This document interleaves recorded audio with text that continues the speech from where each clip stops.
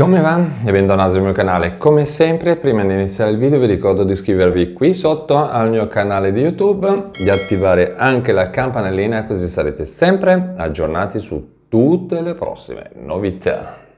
Molto bene, partiamo subito con la prima parte del video, quindi vediamo i titoloni di oggi. Allora, ci sono persone che ricevono il contributo per l'affitto, destinato ovviamente alle famiglie che hanno un basso reddito, insieme all'assegno di inclusione, insieme all'ADI. Quindi vediamo che cosa succede nel caso in cui si riceva anche un contributo extra per l'affitto per tutti coloro che prendono ADI.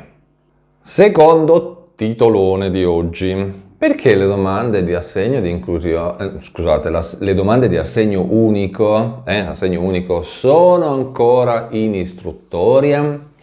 Cerchiamo di capire come mai sta succedendo questo con le pratiche di AU e vediamo di spiegare la situazione.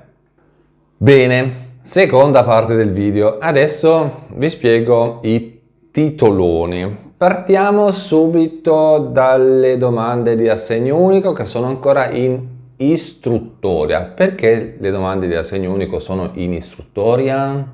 Dovete sapere che l'INPS controlla periodicamente tutte le pratiche che sono state inviate, cioè che l'INPS praticamente riceve per poter fare la richiesta di assegno unico con ovviamente un sistema computerizzato, un sistema automatico. Questo è ovvio, no? Cioè di certo non si mettono i dipendenti dell'INPS manualmente a fare questo controllo una pratica per una, perché altrimenti non so quante persone ci dovrebbero essere.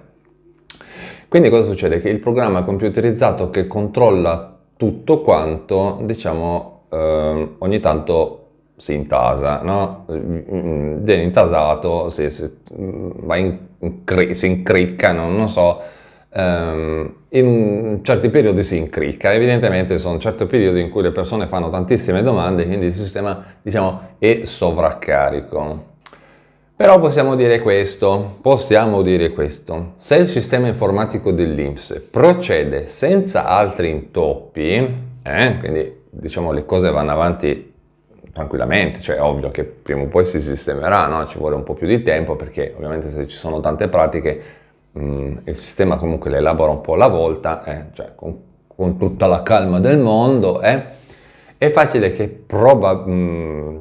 prossimamente dovrebbero essere pagati tutti gli assegni, tutte le persone che lo hanno chiesto nei mesi precedenti. Sempre ovviamente che le persone che hanno fatto richiesta rispettino tutti i requisiti per poter ricevere il pagamento. Questo io lo dico, ma diciamo che lo diamo un po' per scontato, ecco.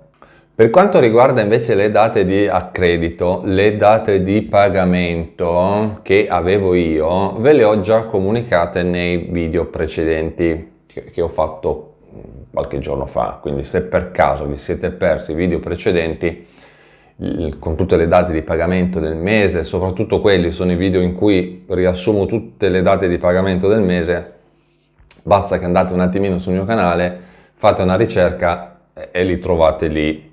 Ovviamente non ne sto a parlare qua perché altrimenti finisce che sto video diventa lunghissimo.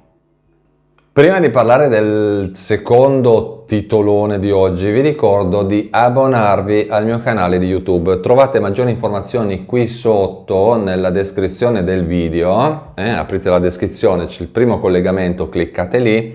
Oppure, se vi viene più comodo, potete andare nella pagina principale del mio canale. Sotto il mio nome c'è un collegamento. Cliccate su quel collegamento. Quando si apre il menu, cliccate su abbonati. Tantissimi vantaggi, video esclusivi solo per gli abbonati. Attenzione che gli abbonati non sono i classici iscritti del canale, gli abbonati viaggiano su un canale completamente diverso e quindi hanno tantissimi video riservati solo a loro. Primo. Commenti più veloci sotto i video, perché io li vedo prima, perché gli abbonati sono colorati in modo diverso. E soprattutto all'interno delle dirette live gli abbonati sono automaticamente, e dico automaticamente, registrati come super iscritti, quindi hanno il diritto di ricevere la chiavetta colorata. C'è un badge particolare che identifica gli abbonati. Quindi gli abbonati hanno un canale preferenziale. Costa pochissimo, però nel frattempo aiutate anche il mio canale a crescere e a diventare un po' più conosciuto. Quindi è lì l'utilità dell'abbonamento al canale. Quindi, come vi ho detto, qui sotto in descrizione video oppure nella pagina principale del mio canale trovate il collegamento. Secondo titolone di oggi. Il contributo per l'affitto destinato alle famiglie a basso reddito incide sulla quota dell'affitto, sulla quota affitto del reddito di inclusione? Ripesco questo argomento perché pare che qualcuno ogni tanto se lo dimentica, io compreso, cioè se non rinfreschiamo un po' la memoria questi argomenti ce li dimentichiamo. Quindi perché vi parlo di questo argomento? Vi parlo di questo argomento perché alcuni di voi mi hanno scritto nei messaggi sotto i video che hanno ricevuto un importo molto più basso di assegno di inclusione, quindi di ADI. E così cosa facciamo? Vi rinfresco un momentino la memoria, partendo da lontano con un messaggio da parte dell'INPS. Diciamo che torniamo indietro al 19 ottobre del 2022, all'epoca c'era ancora RDC, no? Il messaggio era il 3792 e diceva che praticamente l'INPS ci informava che il decreto del 19 luglio del 2021 aveva previsto che tutti i contributi per l'affitto che erano stati pagati dai comuni con i soldi, con vari soldi di vari fondi, bla bla bla, adesso non riapriamo questa cosa, per il sostegno alle abitazioni in locazione, diceva, non sono cumulabili con la quota destinata all'affitto del cosiddetto reddito, ok? Pertanto, il messaggio va avanti, dice i comuni successivamente all'erogazione dei contributi devono comunicare all'INPS la lista dei beneficiari ai fini della compensazione sul reddito per la quota destinata all'affitto. Ovviamente quando si parla di reddito non si parla di reddito tipo i fini ISEE, si parla tipo di assegno, ecco, di assegno di inclusione. Ecco, all'epoca si parlava di reddito di cittadinanza, adesso si parla di assegno di inclusione. Quindi la domanda è cosa vuol dire questo messaggio? Tradotto in parole povere, sia il vecchio RDC che il nuovo ADI, ora è dato dal risultato di una somma tra il contributo di integrazione del reddito del nucleo familiare e un contributo per l'affitto o il mutuo sulla casa di abitazione, e quindi la quota che riguarda l'affitto, nei casi di abitazione e locazione è pari al canone annuo di locazione fino a un massimo di una determinata cifra, che ovviamente può variare da persona a persona, da famiglia a famiglia. Non è questo il momento di parlare di questa cosa, se no bisogna passare la giornata a fare calcoli.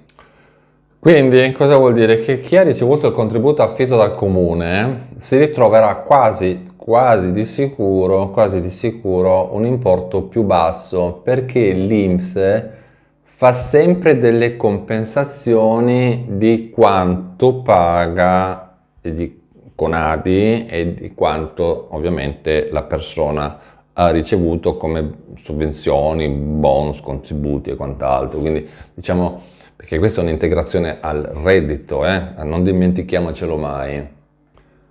Quindi l'altra domanda è questa: il contributo per l'affitto ADI e il contributo affitto comunale sono compatibili? Giusto ancora per chi non l'avesse capito, ecco.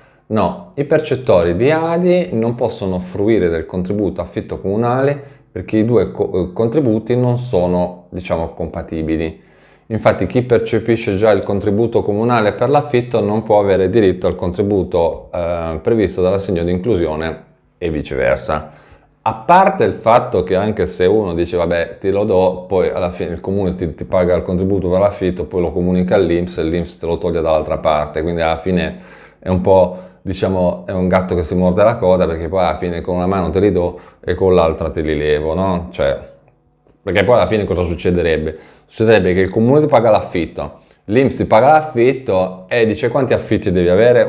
Cioè non è che hai 50.000 affitti, no? Voglio dire, quindi te li paga già il comune, non te lo pago più l'INPS, te lo paga l'INPS, non te lo paga più il comune. Cioè, questo è il discorso, che poi alla fine è molto semplice.